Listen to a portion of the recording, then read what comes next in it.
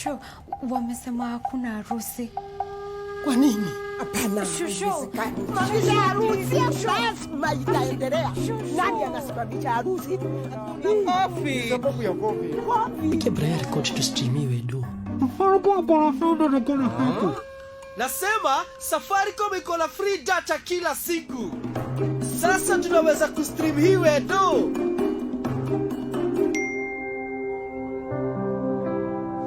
Hi Shosho. You make is the bribes.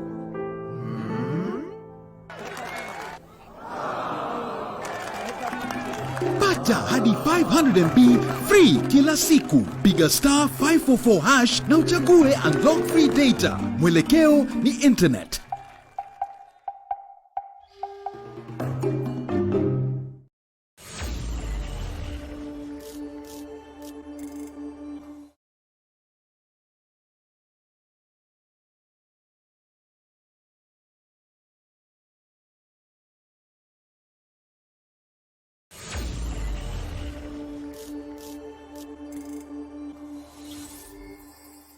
Hi everyone, this is Radull live. Thanks for joining us. Remember guys, Tusker Oktoberfest continues. So make sure you follow the Tusker Kenya handles on Twitter, Instagram and Facebook to find out which pubs are being visited, where the festivities are happening, where you can get great food and of course great offers and great entertainment on great offers on beer and great entertainment. Yes, that is the Tusker Oktoberfest. And remember, excessive alcohol consumption is harmful to your health. Strictly not for sale to persons under the age of 18 years. So thanks for joining us. Today I'm excited because I'm the biggest fan of my guest today, none other than Dennis Ombachi. AKA the roaming chef. AKA the roaming chef. First of all, I stalk you.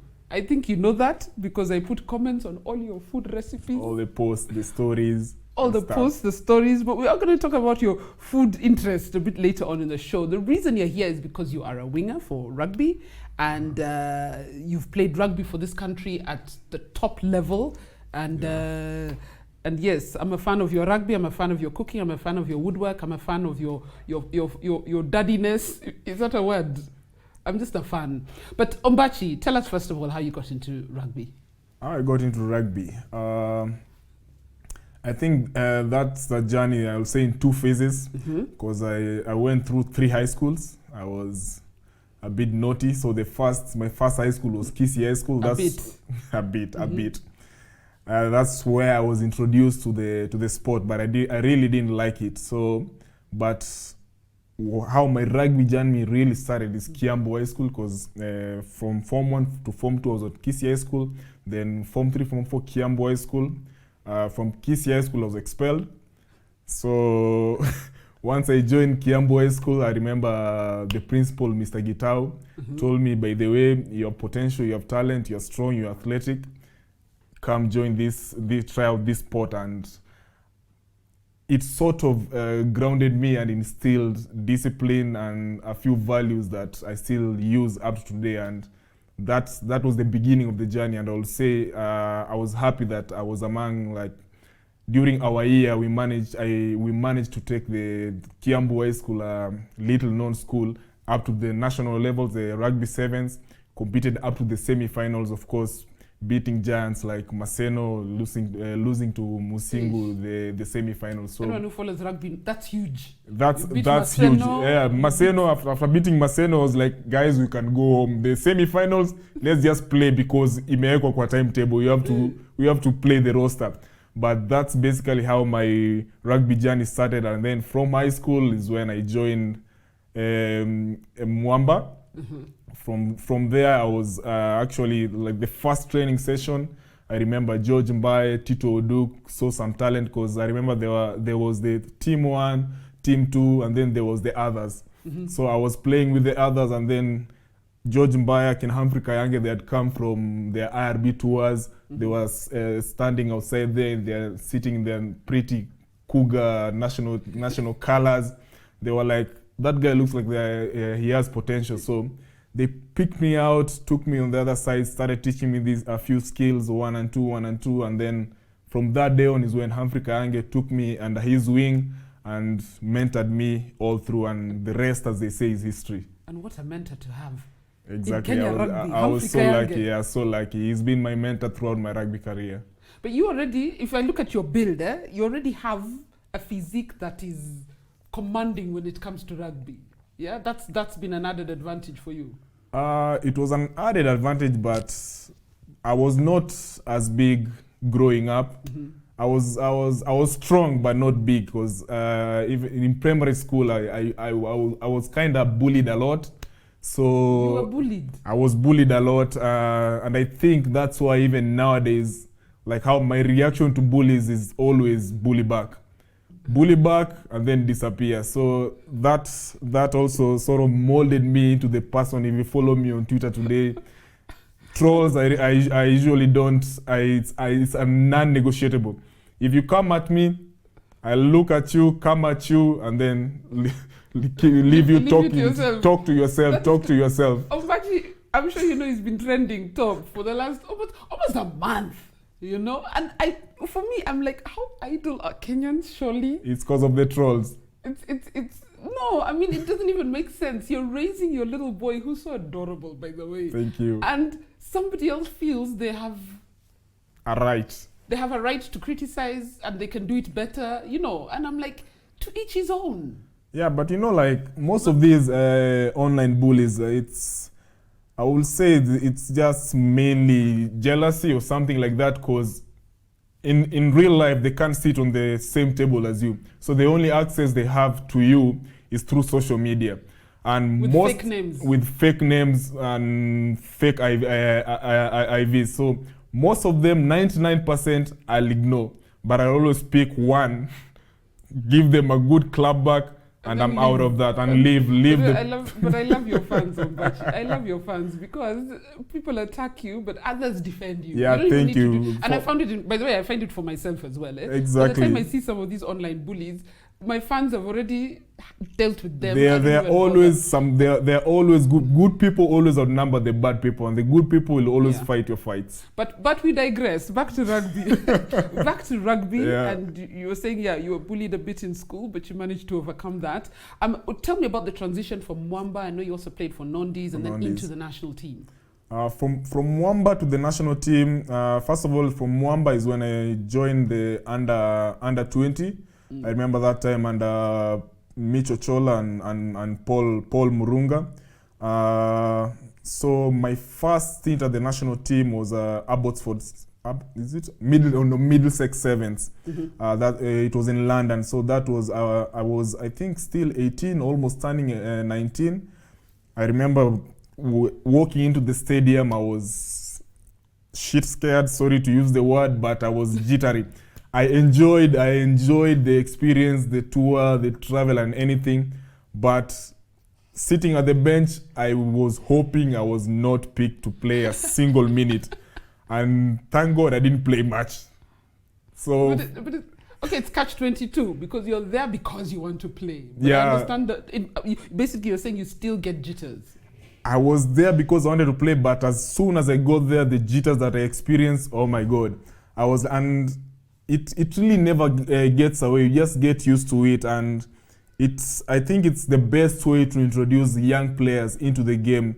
Unfortunately, like nowadays, you have no option. Like most of the young guys, if you see them like today, Akina Alvin Otieno, Tabu, Akina Olindi, like these guys who just take them immediately, like from high school, club rugby, into the World Rugby 7 Series, and they are performing quite well. So my generation, we had it a bit easier. I remember the Benjamin Ayimba actually, may he rest in peace.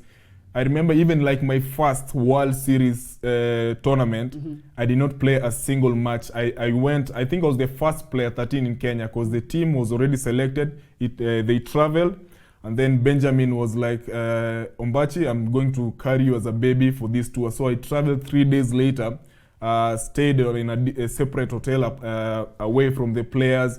But for me, it was just to like experience the ecosystem.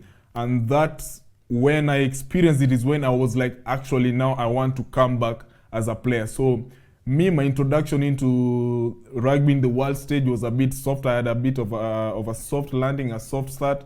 And Yeah, that's what. That is baptism of fire. Yeah, Wow. and then after that, when Micho Shola took control, is when I was baptized by fire. So tell me about the first time you actually played on the international scene. The first time I actually played on the international scene, our pool was Fiji, New Zealand, and a lose Papua New Guinea. Wow. And DJ Forbes gave me a side tackle that I still remember today, up to today. The New Zealand. Yeah. It was something special, because I remember we had a really young squad. We were playing alongside Chris Asego, not Lavin Asego. That's the young Asego. You had the likes of Akina Moseti. The Asegos are like 20. Yeah, they're like 20 Asegos out there, all looking all alright. look the same and all all look play the rugby. same, and they all play rugby. All talk the same, all funny. That's why I love them. So that was my introduction into the international scene, and we didn't do quite well, because I remember that time Dubai, Cape Town, and there were 3 tournaments at one, and from those 3 tournaments we came out with 3 points. It was 1 point per tournament. It's usually Dubai, then you go to... It's usually Dubai. It used to be George. Was it George in South Africa? Yeah, it was some. Then which was the third one? I can't remember. So they managed to have Australia. I remember we had it's either Sydney or something. They keep changing. So it was Australia, Dubai, and Cape Town all in once. And as a young player, it took a toll on us, even mentally. Like, you jump into social media. That's the first time I was actually, wow, when you lose, people are against you. You jump into social media, people are abusing you. I remember the coach at some point which said, just switch off your phones. Yeah. But you really can't. So we go in there, you see Ombachi should have stayed at home. We are the best coaches. Yeah, exactly. These armchair coaches are the best. So it actually gets into your head. And I remember by the 3rd week, even us players on tour, at some point the losing had gotten into our head. So we even started fighting amongst ourselves. It was everyone is aggressive, everyone is homesick. That's why even up to today, I still prefer like how they put it now. It's a tournament. It's only 2 weeks, 3 weeks. Playing rugby outside there, it's quite hard. It gets to you. It gets into you emotionally. Yeah. But just talking about the fans, because it's and I ask every rugby player, even footballers who come here, and some of them say, you know what, we know that criticism is part of the game, but it's also not fair, because I feel, and the reason I started this show is because I want people to understand what our sports people go through. Yeah, so that as you're criticizing them and saying, hey Ombachi, you're useless, you missed that tackle. Yeah. So it's because people don't understand that we're also not at the level of some of these other countries. Exactly, yeah. You know? Like what they don't understand before, what you go through before you actually step into that field. As much as when you get in there, I tell people, my mantra always is, if you show up, you have to get the job done. But you also have to look at your preparations before you get the job done, like the facilities, where we are training. I know most of people, and I call this an old school mentality, say that, oh, you don't, during our days, we used to play without money. It's no longer during our days. Times have changed. Like, if you look how other players outside there are remunerated compared to, let's say, us, even currently speaking, the current regime, I find it a bit unfair to the players, because it's really hard. Because for you, remuneration actually plays a lot in giving you peace of mind. And without peace of mind, no matter how many coaches, no matter even if your coach is world class, even if you're coached by God, if you don't have a peace of mind, there's no way you'll perform. So you can't focus on the game. You can't focus on the game. So you're here, you have to show up at training, because at the end of the day, yes, they are not being paid well. But that also is not an excuse not to show up at training. So you'll still show up at training knowing that after, let's say, noon, when you go back, you have to tiptoe because the landlord is waiting for you. Your nutrition, of course, sustaining a rugby body is not that cheap. There are other things outside there you need to cater for you to be able to perform at that level. So remuneration is usually understated. And for me, if that part is fixed, a lot of other things around the ecosystem will fix themselves. Yeah, because and then the fans need to understand that. And the fans need to understand that, because as much as they say, hey, we know you're not being paid well, but how is the national team? Yeah, perform. You're the national team. How is being paid well preventing you from running and catching that guy? By the time I'm supposed to run and catch that guy, you don't know what I've been going through. Because I remember the footballers at some point, I think Harambee Stars were playing in Tanzania. I don't know if it was a Sakafa tournament or something. And I remember it's one of the many times Ghost resigned as national team coach. But it's because he had players there who there's one player who kept being called by his wife because he's left no food on the table. He's left rent unpaid. He's left so many issues, and you're telling that guy perform on the pitch. Exactly. So even though he's present, the way you're saying, if you're going to show up, perform. He's physically there. He's thinking. But mentally, you're not there. And in sports, as no matter how physically prepared you are, peace of mind is the best preparation out there. I remember speaking to Andrew Monde a couple of weeks ago, and he was talking about Olympics, and I'll talk to you about Olympics because I know you were in Rio 2016. Yeah. But you're saying that the challenge with us, we wait for Olympic year to prepare for Olympics. Yeah. Where other countries, because of the investment and facilities they have, they know it is a 4-year plan, maybe even an 8-year plan. Exactly. Because for us, let's say we prepared for the Olympics like it's another tournament. For them, they had the season, the rugby season kept running year after year after year, but they had an Olympic program, which is quite important. But for us, it was like, okay, the season is over. What's next on the line to tick is the Olympics. So let's start preparing for the Olympics. And that was like 2 months before the Olympics. That's not enough, because at the World Series tournaments and the Olympics is a totally different ball game, and that's, I would say, maybe that's why we struggle with these, let's say, the Commonwealth Games. Like, if you look at the previous Commonwealth Games, we were having the best season Kenya has had so far, 3 back-to-back finals. But when we get to the Commonwealth Games, it was a bit of an issue. We lost almost all our pool matches. We didn't do that well. So I think we take it like another tournament. Yeah, we just take it like another tournament, and for that to change, it requires investment and planning. Kenyans don't know what that word means. Kenyans in the sport industry don't know what investment and planning means. Yeah, planning, they don't know what planning means. They just think, okay, these guys did good on this tournament. We'll just put them on the next World Cup and they'll still perform. No, you have to plan for that World Cup as a separate tournament. Was it 2013? Was that the World Cup tournament which you played in? 208. It was 208? 208. What was that like? Oh, I remember that. That is one of the saddest tournaments I think I ever played because of the Scotland game. Because I remember we were leading 26-0 and then we ended up losing the match. So for that, I think we took the loss as a team. Everyone had a part to play, but we took it as a team, and hopefully now for the new generation, the coming World Cup, I think is this year or next year. I've lost count with COVID. Yeah, with COVID, yeah. Should be this year or next year. I think they should learn from our mistakes. I think we got a bit comfortable with the lead and we let it pass, of which is just some of these things, it's part of life. It's like, yeah, shit happens. So that. But then again, it shows you how mental the game is. Yeah, it shows you. To lose that margin is not skill. It's not lack of skill. 14 minutes, and actually we were left with like almost 7 minutes, and we still were 26-0 up. So to lose that actually even took a toll on us mentally. But for that, we say we take our learnings from the loss. Apologize to the Kenyans. I'm still apologetic to the Kenyans for that, because that one is a match we should have won. But the new generation will pick up from where we left off. Fast forward to your first Olympics. What was the experience like?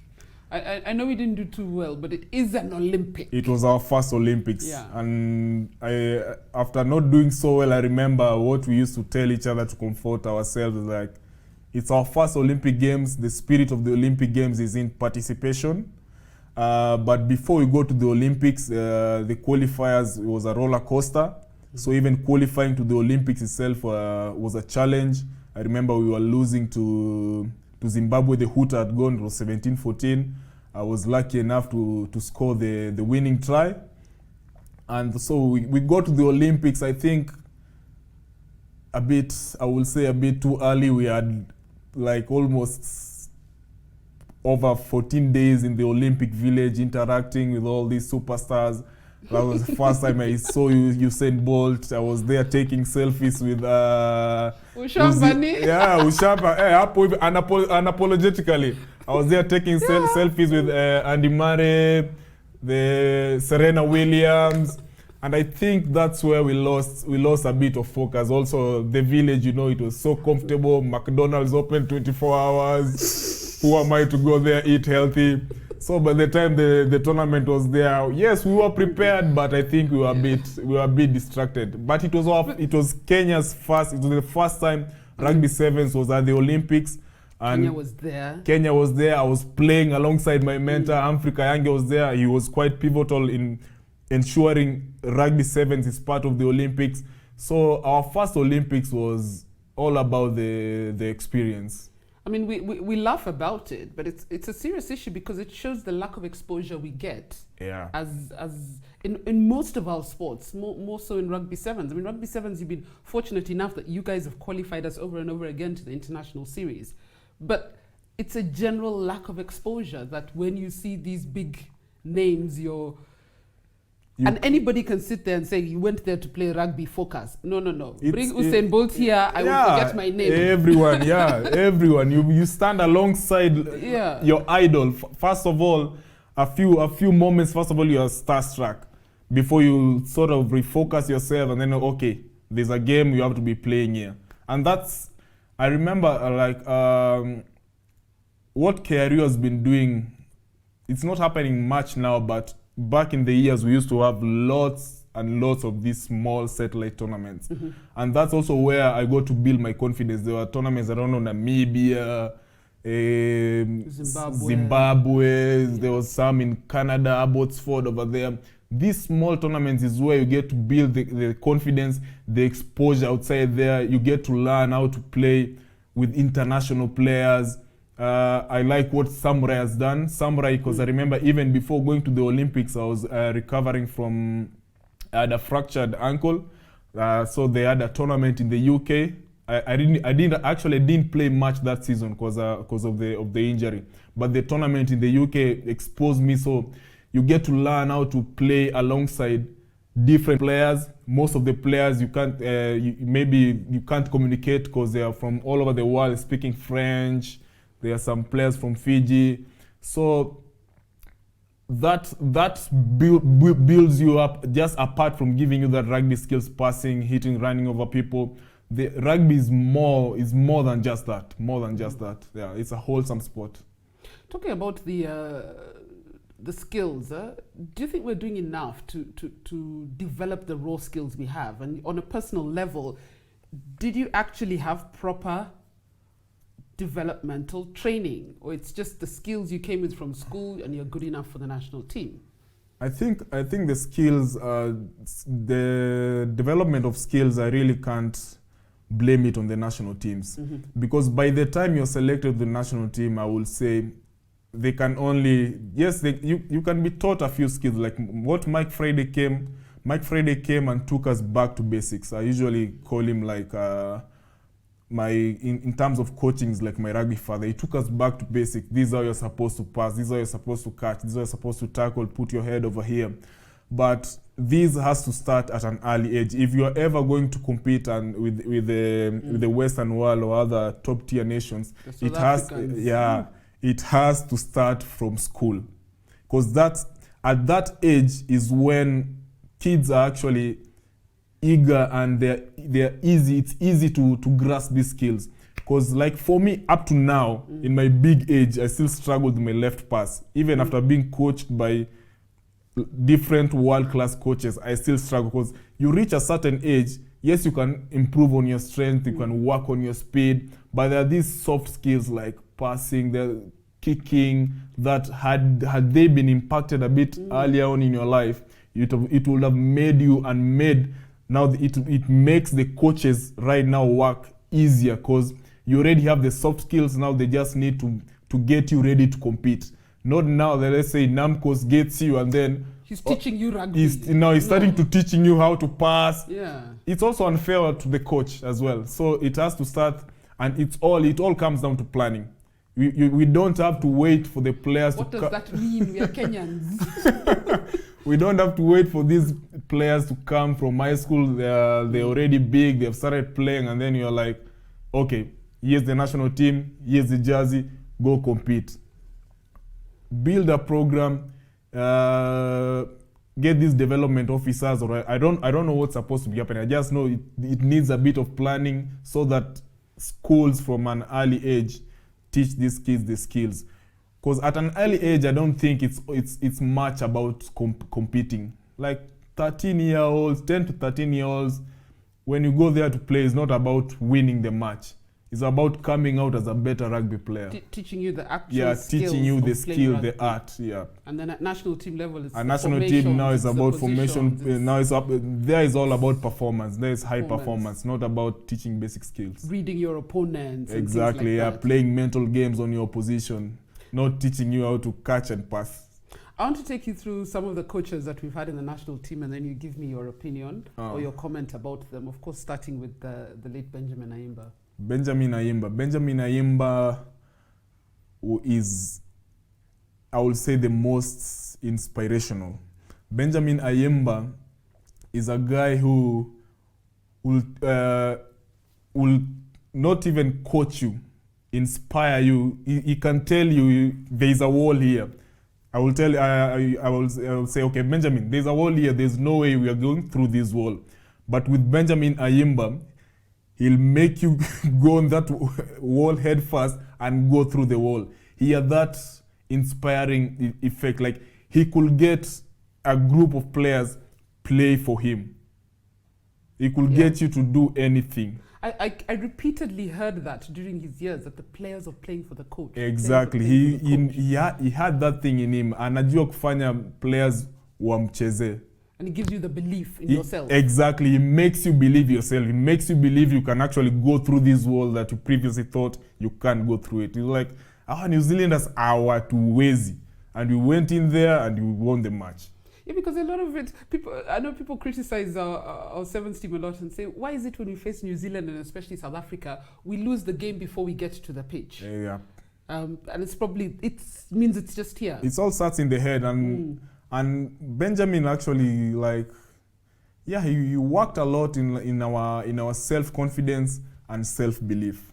And instilling a team culture. He was really big on team culture and team values. Because it's a team sport. It's a team sport, yeah. He really believed that no one is bigger than the team. What I like about the sevens team, and I know sometimes the team gets criticized a lot for dancing, but I'm like, I think that's how if that's the way you psych yourself, that's so how we get, because it's different players, different methods. Like some players, dancing for them is what gets them into the game. Everyone has their own thing. Me, I can't dance in real life, so you'll never see me dancing. But for some players... Have you dancing? Okay. Let's talk about that on another day. I stalk you on social media. Yes. But dancing is our thing. Dancing is our thing. It's an African thing. It's an African thing, and you can't take that out. Dancing and Kenya rugby, you can't take that away. And people will always criticize dancing when you are losing. You never see these people coming and say we are dancing too much when we are winning the match. Like when we were winning Singapore, guys were dancing. No one was saying you're dancing too much. Yeah. So people should stop this selective amnesia or something like that. Fickle fans. Yeah. Fickle fans. Mike Friday, you mentioned a little bit that he taught you a lot. Yeah, Mike Friday taught us a lot, especially brought us back to basics. Rugby skills one-on-one, and him and Chris Brown were actually big on conditioning. I remember when they came is when even our rugby playing style kinda changed. Every other club, they managed to inspire even the clubs around here. Like everyone was big on conditioning. So we moved from Kenyans being those skinny, fast, nimble players to these big guys. By the way, that it was like it it was an overnight transformation, and it took planning. There was a program, and we trained quite hard from it. And from them, I think the coaches coming after them found it a bit easier because they had already set a foundation for them now to just pick up and now refine our skills a bit. But most of the success we're experiencing now, the foundations were laid by Mike Friday and Chris Brown. Especially Chris Brown was with us like 24 hours a day. He was available on call. We were with him morning hours, evening hours. He was teaching us soft skills, kicking. But like for me, even like what I still do at the gym right now that I'm not really active in rugby, are the things I was doing with Chris Brown. Since you were taught there. Because Kenya went from being known for only speed, for mostly speed, skinny fast players, to strength, to strong and fast guys. That's when the guys of Akina William Baker, that's when Andrew Amonde actually came out from his shell, because Andrew Amonde usually was around, but he had not really like blossomed. But under Mike Friday, the lion really came out. The lion. Paul True, did you work under Paul True? Oh yeah, Paul True, we call him Professor Mazurui. Paul True was a technocrat. Paul True, Mike Friday taught us the basics, conditioning and stuff. Now when Paul True came, he made rugby technical.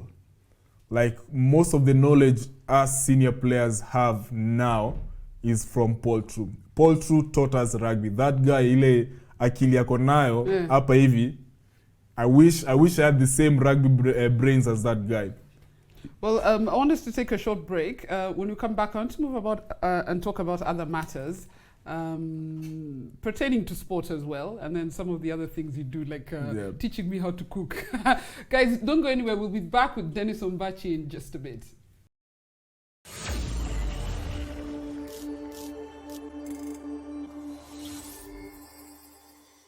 Wameroni, nasikia ulijaribu kuwekelea kwingine.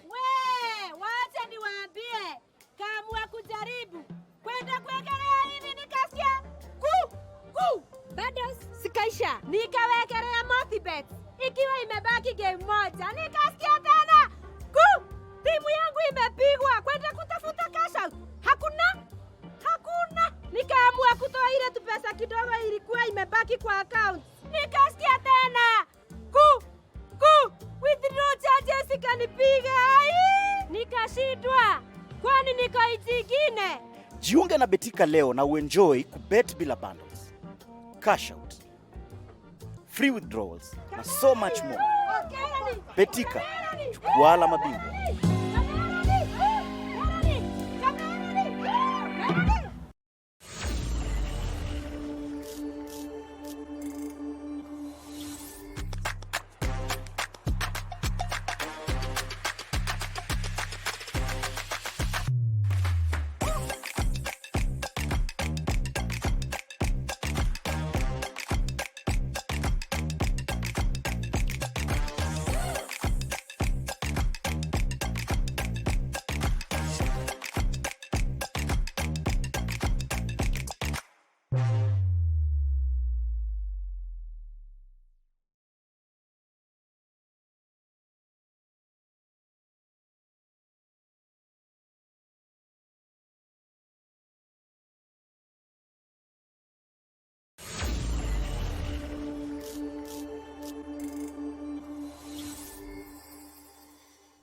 Welcome back. This is Radull Live, and today I am with Dennis Ombachi, winger, rugby winger, former national team player. Yeah, I'm still active. But you're still active? On a sabbatical leave, fatherhood.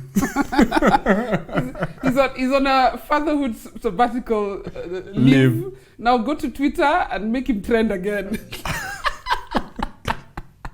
Hey, clout is currency.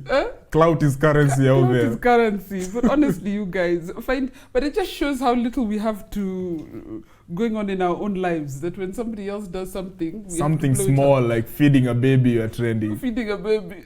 I mean, we have bigger issues. We have unemployment, but we have, I don't know what BBI is, but feeding a baby eggs. You are I saw a trending. meme. Sorry, we divert a bit. I saw a meme of Ati when Ati right after Dennis Ombachi feeds his child, and then it's showing Ati bloggers. Then it's showing people running. People running to the to comment section. I saw someone saying that that child is ours. I'm like, oh, when did you send money for me to raise my child? Thank you very much. Thank you very much. But we digress. We want to come back to rugby, and we're talking quite a bit. First of all, if you were in a position of power when it comes to Kenya rugby, what are some of the things you would do in terms of grooming, in terms of development, grooming, tournaments, payment, you know, of players and things? If I was in a position of power, first of all, I don't know how I will react, but I think my first job, I think, will be to, and this actually is a call to the corporates out there, because there are people who are in position of power, but their hands will be tied if the corporates don't come in to support the team. So first of all, we need support from all the corporates out there, and then that will make the work easier for those at the top now to be able to plan and run these programs, because at the end of the day, money runs the world. And without the money, they can't be able to plan and to execute some of the plans. And execute the plans. But also when they get the money, they also know how to use it properly. But also thank you. But also on our side, that's what I was going to say. On our side, as the managers in quotes of sport in this country, we also need to be seen to be transparent. We need to be seen to give value to these corporates. Like if the money comes in, you have to show like value back to the sponsors, because I don't want to give you 500 million and then after 3 years, nothing has changed. Nothing to show. Nothing to show. The team has just been competing, same as they would have been competing without the money. So there has to be some visible change so that even the others, it will even attract other corporates to come in. Because people forget that corporates are actually businesses. They're actually businesses. No one wants to give you money if they can't sell their product. If they can't sell the product. Yeah.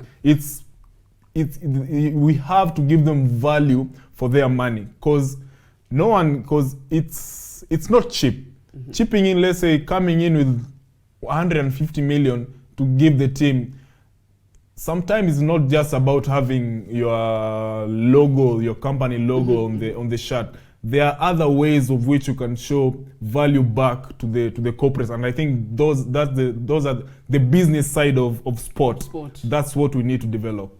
Yeah, I want to move on to a topic that's a bit sensitive. The issue of mental health. It is Mental Health Awareness Month as well, and you've been quite vocal on your social media about your own personal experiences. Oh yeah, mine. I have a lot. You have a lot, and you have the floor. I mean, it's people underestimate the effort needed to be an athlete at the top. Yeah. And the toll it takes on you. Tell us about the toll it took on you. The toll it took on me, first of all, I was diagnosed as bipolar almost three years ago, I think. But before that, I think it has been manifesting in parts of my life without me knowing. And I think it started a bit earlier, as I was saying, when I was in Kisii High School. I remember I was bullied a lot. I was bullied a lot. So there was this time I was in Form 2.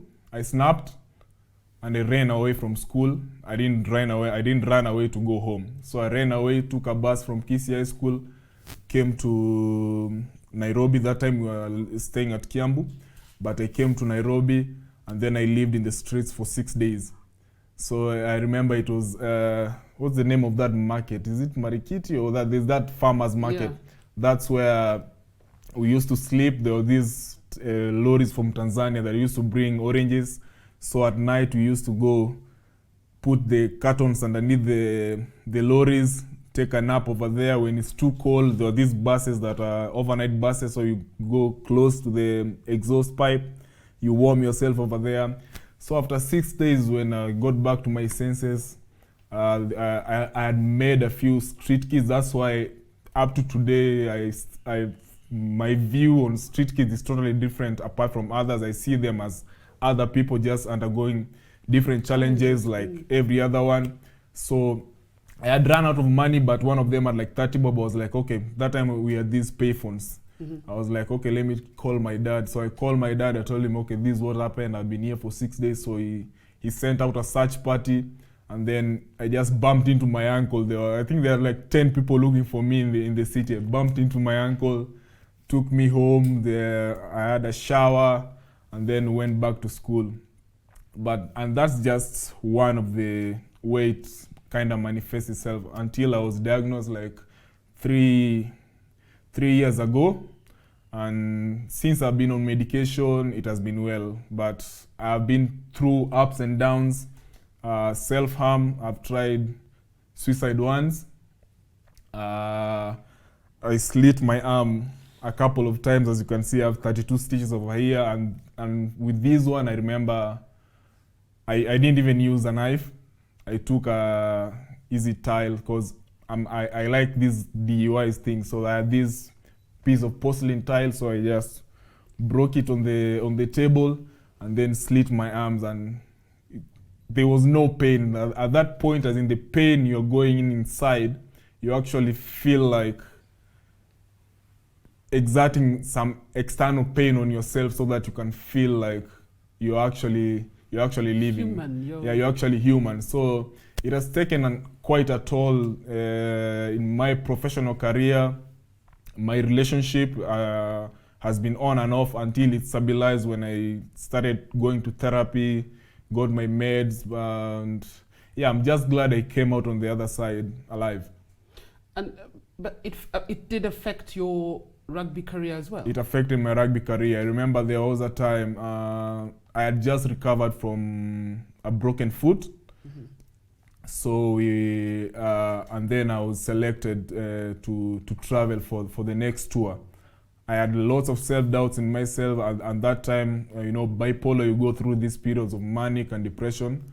I was on a proper depressive phase. So I remember the night before the tournament, I just decided, okay, that's when I decided I'm not going to go.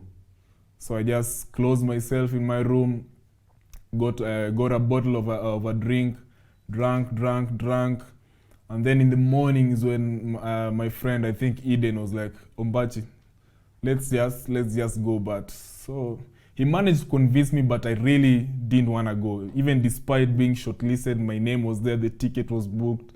I was like, I really don't want to leave this house. I don't want to go. I don't want to see people. But anyway, I left. I went to the airport. Good thing at that point, Namcos, Innocent Simi, was in charge. So we had a talk with him at the airport. I told him what's happening. He's quite an understanding guy. Actually, he's seen me, like with my condition, I've been on and off.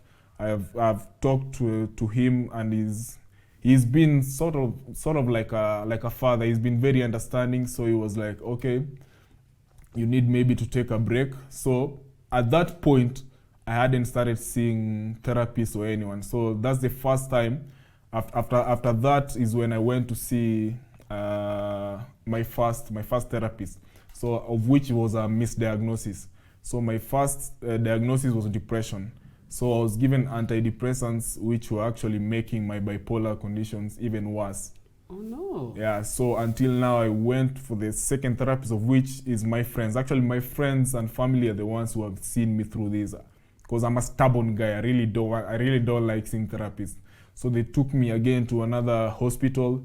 I saw a therapist for like 2 hours, admitted for 2 weeks, and that's when they said, yours is bipolar 2, you experience periods of mania and depression. And from that day onwards, it's been quite, I won't say easy, challenging, but now managing the condition is a bit easy, especially with the meds. It's easy now. But when you were actually going through it, because I know it's only recently that people have started talking about mental health in a way that we're trying to understand it. But what we were reading from the other side as fans are like, Ombachi's irresponsible, he's problematic, he's missing flights, he's not honoring call-ups. And yet we didn't understand. What people don't understand is like, and I won't blame them, because Nobody's talking about it. Nobody's talking about it. Nobody knows what you're going through. At that point, I also didn't know what I was going through. So I think it would have been easier for me had it been, let's say, demystified. And for the, even apart from, let's say, focusing on the players' development, skill-wise, strength-wise, if we also had mental coaches, or let's say psychologists in duty, because I'm not the only one who's going through the same, because we usually say nobody is normal. We all swing somewhere in terms of insanity. So had it been diagnosed earlier, I think I would have had I had a superb career. I have zero regrets. I think I would have had a better one had I managed to control my condition a bit earlier on. But right now, what I will say, the changes that can be made is to basically get the conversation out there, get especially these young players, because the older you get, the harder it is to manage the condition. If these young guys can be introduced into mental health a bit earlier, you can be able to pick them like when they're still young.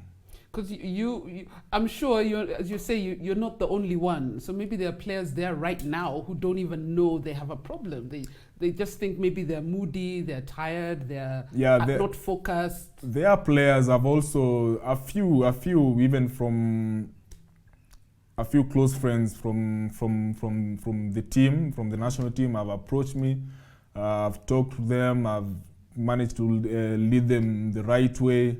So people are going through it out there, because it's not a rare condition. It's just not a talked about condition.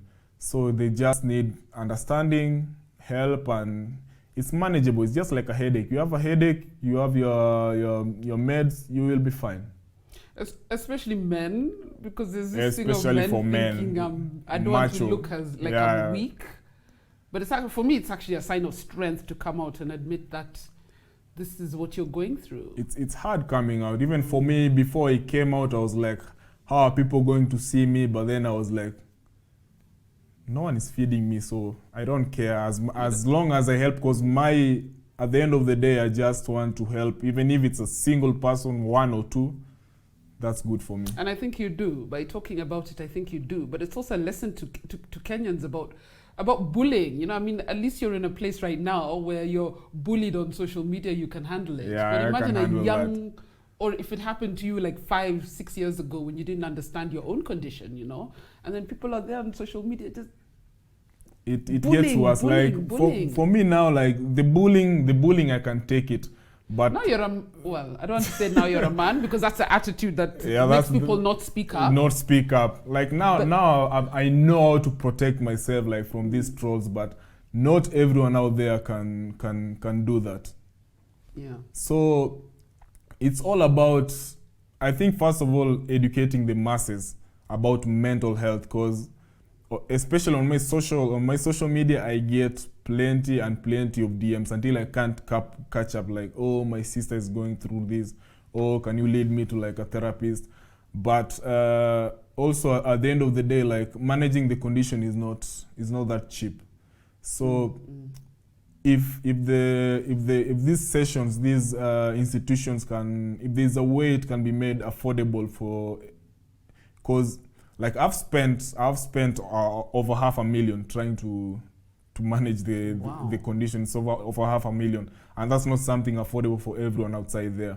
So first of all, if it can be made affordable, then people can come out, because there's no point of coming out and saying, oh, it's these and these, okay, and then you're directed to this place, and then you can't afford it. So what's the point of it? I'd rather just keep quiet with my condition. So it's about making it affordable, and I think that's where the government can also come in. Within the rugby fraternity, as you say, you wish you had certain counselors or therapists or within the rugby coaching. Yeah, the coaching team. Is it there now? Do you know whether it's there now? We've had them on and off. I remember there was a time we had a psychologist, but at that point, she didn't manage to stay long enough for even me to open up. I was like, okay, maybe this is a good thing. So I opened up a bit, and then the services were kind of taken off. So I think that's something. It's not an easy thing to just. I meet you the first day and I'm exactly it needs to be something that's there. The same way you go there every day, you have a team manager. So if let's say you're stuck in terms of fare, you'll speak to the team manager. So if that position is there constantly, the more comfortable you'll feel with the person. You feel the person is like part of the family, because now the whole ecosystem, we are like family. The coach will always be there for me. My captain will always be there for me. But if you only have, let's say, a therapist that comes in for a month, he's a stranger or she's a stranger, she's an outsider, I'll never open up to that person. Yeah, well, it's a challenge. It's a challenge to the rugby union. It's a challenge to all the sporting federations. It's hard. Get somebody who can support the players and even the coaches mentally. Even the coaches. Everyone is going through. Everyone needs mental support. Everyone needs mental support. Well, let's get back into rugby. Where are you now? Because you say you've taken a sabbatical from rugby to raise your son. Yeah, I've taken a sabbatical to But there's so many other things. I see you doing woodwork. I see you building your own. Oh, most of these, the cooking, the carpentry and stuff are actually skills I picked up, because I remember as a rugby player, I've had I won't say an easy journey. I've been through 5 surgeries, broke my leg. Wow. Yeah, fractured my ankle once, broke my leg once. So, and those periods were periods that were actually fueling my depression. And one way I managed to come out of it a better person is through the internet. So like cooking, I started cooking from around, I would say 2010, is like when I was injured. There are times, let's say you're from surgery. I remember I had my first, it was a knee surgery.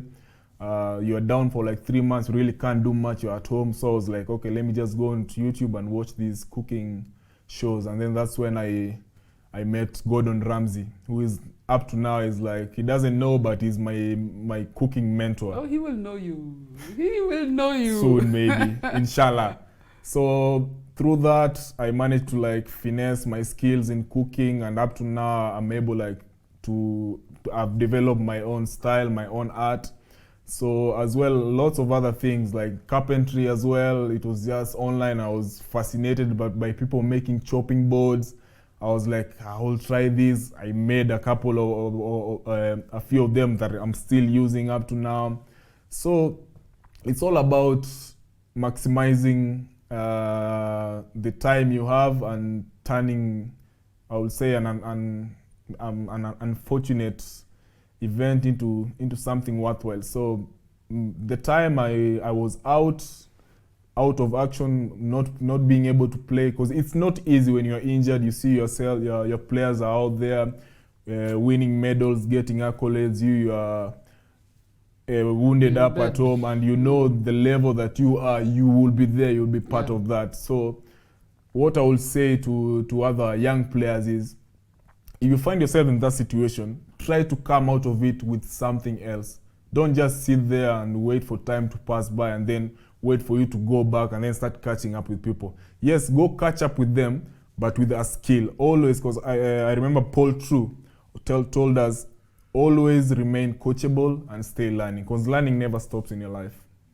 Are you still going to go back to rugby? Club rugby at least?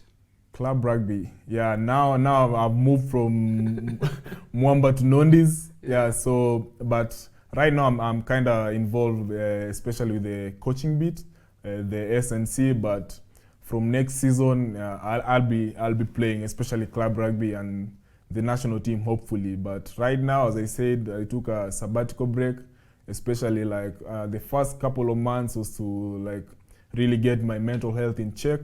Now that's done. Now it's just about, because I'm starting a young family, it's all about being stable before now jumping back. Yeah, because you can't give of yourself if you've not filled yourself. You know, if you're not exactly. happy with I have to be satisfied with my life outside here. Then when I'm at peace in my head, I can go back and keep chasing boys I see in you've shorts. also got into like social media influencing, and this is something I try and tell a lot of sportsmen who come here. What is your, as you try and be marketable as a sports person, what brand are you building? And nowadays, all corporates, they want to know what's your social media weight like, what's your presence like? Carol, one thing I keep telling my fellow sportsmen, especially even the young guys who just joined the national team, we have sportsmen and entertainers. Those are the biggest influencers outside there. It's all about putting in the hard work and marketing yourself. Because like up to now, I've since 2010, I was doing professional sports for over 10 years. Now it's like 2021. It's hard for me to jump out, then just go into, let's say, which is possible, but then go into your office and say, okay, I have this and this, this is my degree, employ me. The guys who I graduated with are 10 years ahead of me. Experience in life. On my CV, I can't tell, okay, I was at the Olympics, I've done this and this, I was in the dream team, player of the year here and there, so give me a managerial position. No, you have to start like the others, but you already are a brand on your own. You already have people following you. So for me, it was all about maximizing what I had. I was like, anyway, yeah, I'm good at cooking. People say I'm funny. I don't know if I'm funny. You're hilarious. So I was like, why can't I try out this? Let's not even talk about your caption announcing that you're expecting your second child. You guys need to go to the roaming chef on Instagram for that, because it's adults only. Yeah, but you're saying? Yeah, so I was like, there are various other ways outside here that you can make money using your own brand, and one of them is working with corporates, because lots of corporates will look to work, especially with someone, especially if you are a sportsman, already your brand is already built. Now it's all about just getting yourself outside there on social media. You're a sportsman, you already are a brand on your own. So for me, it was just getting myself on social media, building a following, and it's all about. And one thing I will say about social media that has changed even the sporting world. Remember back in the days, the journalists, the news, the magazines, those are the people who used to control the story. So whatever they write was the gospel truth. But now we have the opportunity to control our own narrative. We have the opportunity to tell our own story. Speak directly to the audience. Speak directly to the audience, and that is something you have to tap into. And with time, the following grows, the engagement grows, because that's what the brands, when they come to you, say, okay, these are the KPIs, we want 3,000 impressions. So with time, whatever you like doing, if you like cards, post cards. If you like these, just whatever your passion is. Yeah, you're a human being beyond a sports person. Exactly. Just keep sharing. And with in time, brands come. Like right now, I've been privileged to work with lots of brands. More coming, and if they're still watching, please keep coming. Now I'm a dad, I need them more. These babies are damn expensive. Yeah, so the school fees bad. The school fees bad. So for me, social media away from sports has been a means, and actually a good, viable means of generating income, which you also can still generate income while still doing sports. Absolutely. I keep telling people, was it 2-3 seasons ago, Cristiano Ronaldo made more money on Instagram than what Juventus paid him in that entire year. Exactly, yeah. So it's just a lesson to what else you can do. Before we wrap, what would be your ideal situation in Kenya rugby? What would you like to see Kenya rugby become over the next couple of years? The youth who are playing now for the Sevens team, how far can you realistically see them going? And what support do they need from management, from corporate, from fans in order to achieve that? I think my biggest dream will be just stability. Stability in terms of, first of all, contracts. I don't think we've ever had a season, let's say, or we've ever had a 3-year contract. It's always been less than a year. and that's not something you can plan on, because sports is a short career. I would say a sportsman is like a bag of milk, not even a bag of milk, a glass of milk. You put it on the table, it's fresh, but you come back tomorrow, it won't be the same milk. So first of all, they have to be paid well, so that by the time their sporting career is over, they have a cushion to step on before transitioning onto the other The life. rest of the world. Yeah, because I've been lucky. Like, I remember during Mwangi Mude's time, like a few years back, when the sponsors were actually there, Chairman, Kenya Airways, Sport Pesa, the money was not that bad. We got the Olympics money, so, and that's the time I actually had like some money on my hands. I managed to build my mother a house back in our village in Nakuru.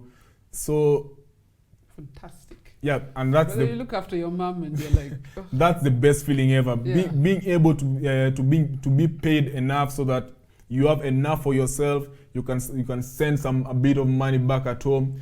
It makes you feel a bit more of a person. Worthy. And you can also be able to plan on your future, because like whatever, I don't know how much they're getting right now, but without the sponsors, it's even hard for the union to pay players.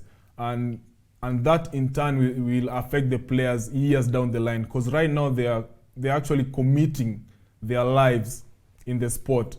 And then 5 years down the line, you find that you are living hand to mouth. You are getting just enough to pay rent, eat, and that's it. So 5 years, okay, you can't play rugby anymore. Now you have to start life again. Where do you start? From where? No savings, with no what? nothing. No savings. And that's hoping you get to ages like 35, you could get an injury and your career You can get an injury at 21, at 19. Yeah. So for me, I would say, first of all, is the stability. Actually, stability stability in contracts, and for the corporates to be able to like really fully support the sport. Ombachi, we're out of time. I wish we could talk for another 2 hours. We could. Can always come back next time. You must. You must. I've been chasing you for how many? 3 months, 4 months, 5 months. Well, and now you're chasing me away. I'm not chasing you away. I'm telling you until next time. But thank you so much, Ombachi. I've enjoyed this conversation. Me too. I hope you guys have learned something, because there's so much you have to offer, and I'll still be cheering you at the Roaming Chef. At the Roaming Chef on Instagram. On Twitter, Ombachi13. Ombachi. Twitter, they know. You trend every day. Twitter, they will I'm sure I'm even trending right now. You're trending right and I'll make sure you trend again for the right reasons. For the right reasons. Always trend for the right reasons. And remember, always, mistakes will be there. I've made plenty of mistakes. It's how you bounce back. Yep. And the people you inspire along the way. And I know for a fact you've inspired many, including me. I told you I'm not offering you a meal in my house because of the criticism that I don't want comparison. Utaenda Twitter upate unaenda kwa watu wengine unakula tu. But thank you so much, Ombachi, for coming through, and thank you guys for watching another edition of Radull Live. I hope you've enjoyed it. Keep your comments coming in the comment section. I'll read them. I'll send them to Ombachi. Make sure he reads them, and we'll see you again next week for another edition. Bye-bye.